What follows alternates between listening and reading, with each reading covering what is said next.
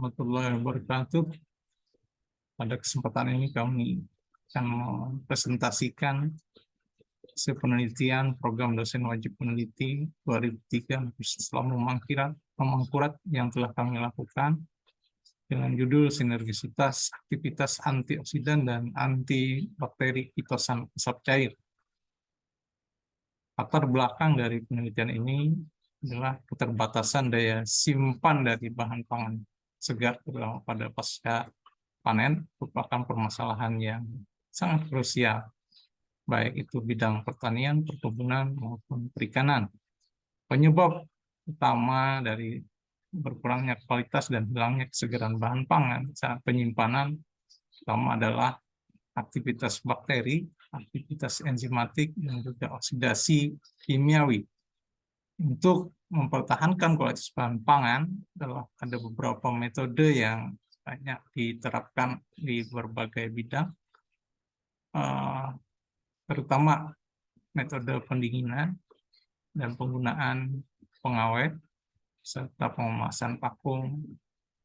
Nah, pendinginan bahkan pembekuan sekalipun dirasakan masih kurang cukup untuk mencegah oksidasi terutama lipid dan juga pertumbuhan mikroba, sehingga perlu combine antara beberapa metode pengawetan. Pengawet alami menarik perhatian dan juga menjadi pilihan bagi masyarakat saat ini karena untuk bebas dari mikroba dan juga bisa aman untuk dikonsumsi, pengawet alami bisa diandalkan. Pengawet alami baik bersumber dari mikroorganisme, hewan maupun tumbuhan. Di antara pengawet alami yang banyak diteliti dan dimanfaatkan orang adalah asap cair berasal dari tumbuh-tumbuhan dan juga kitosan dari hewan. Asap cair merupakan hasil kondensasi dari asap dari pirolisis bahan berlignus selulosa, di mana di dalam asap cair itu kandungan utamanya adalah asam karboksilat, karbonil, dan fenolik. Di sisi lain, kitosan merupakan hasil deasetilasi dari kitin yang banyak terdapat pada cangkang, kepiting, dan juga kulit udang serta kulit crustacea lainnya. Permasalahan pada pemanfaatan kitosan selama ini adalah kelarutannya yang hanya bisa larut dalam pelarut yang bersifat sedikit asam. Asap cair berpotensi untuk menjadi pelarut dari kitosan karena mengandung asam karboksilat yang cukup dominan. Ini roadmap penelitian kami, di mana pada kesempatan ini kami mengkaji sinergisitas sifat antioksidan dan antibakteri untuk melihat potensinya pemanfaatan sebagai pengawet pada produk pangan. Kerangka penelitian pertama yaitu produksi dan karakteristik kitosan dan asap cair. Kitosan diproduksi dari kitin dengan deasetilasi bertingkat dan dianalisis derajat deasetilasi berat molekul, sementara asap cair diproduksi dari pirolisis tempurung kelapa, kemudian redestilasi untuk menghasilkan asap cair yang lebih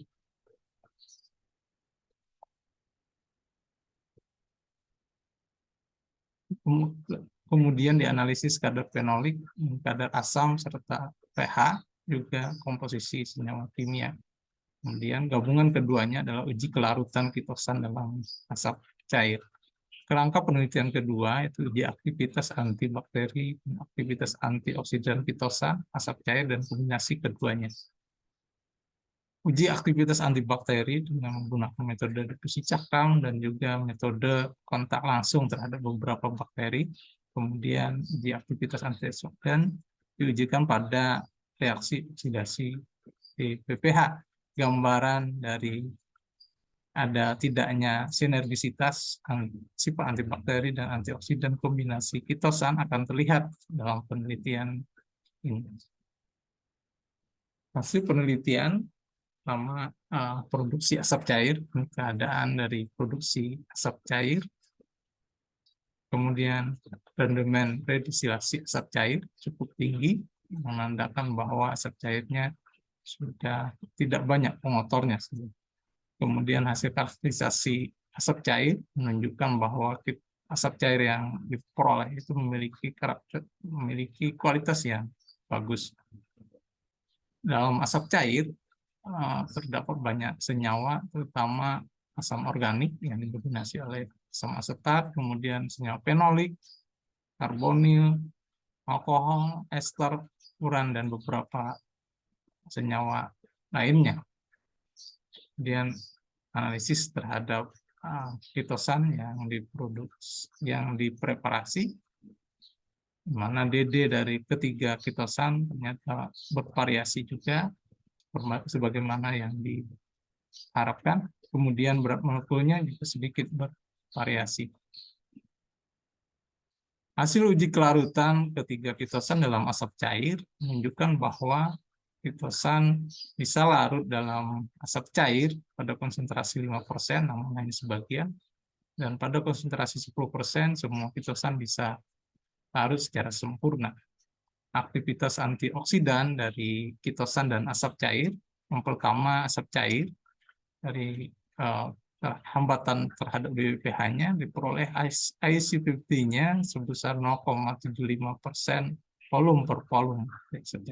Kemudian dilanjutkan dengan kombinasi dengan kitosan dan juga kitosan yang dilakukan dalam asam asetat menggambarkan bahwa penambahan kitosan pada asap cair signifikan meningkatkan hambatan DPPH, sementara kitosan dalam asam asetat kurang memberikan hambatan terhadap reaksi oksidasi DPPH. Hasil ini mengindikasikan bahwa adanya sinergi kitosan dan asap cair sebagai antioksidan. Kemudian aktivitas antibakteri kitosan terlihat dalam uji menggunakan metode difusi cakram. Semua bakteri bisa dihambat pada konsentrasi asap cair yang cukup tinggi, 30%, dan kombinasinya dengan kitosan menggambarkan bahwa tidak ada sinergi kitosan dan asap cair, tidak terlihat sebagai antibakteri. Di aktivitas antibakteri asap cair dengan metode kontak langsung memperlihatkan bahwa konsentrasi MIC dari asap cair jauh lebih rendah, di bawah 1% untuk E. coli dan Streptococcus epidermidis. Ya, dan pada konsentrasi 7,5% asap cair sudah mampu membunuh semua bakteri uji.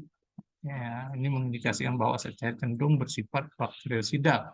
Uji aktivitas kitosan yang metode kontak langsung memperlihatkan bahwa pada konsentrasi yang cukup rendah juga 50 ppm, asap cair kitosan sudah memberikan penghambatan pada pertumbuhan E. coli dan S. epidermidis.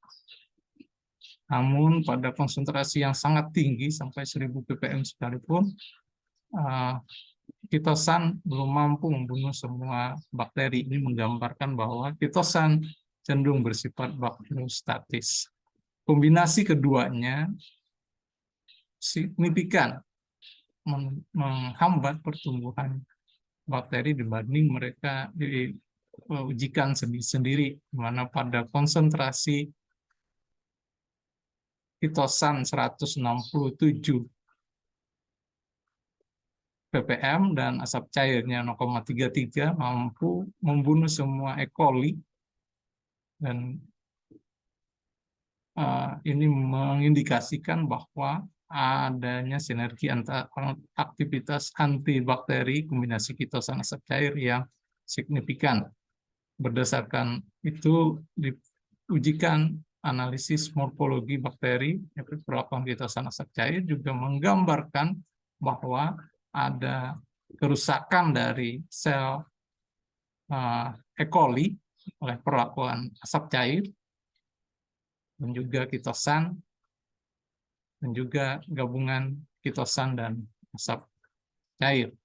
mana terlihat bahwa terjadi kerusakan dan sel dari E. coli.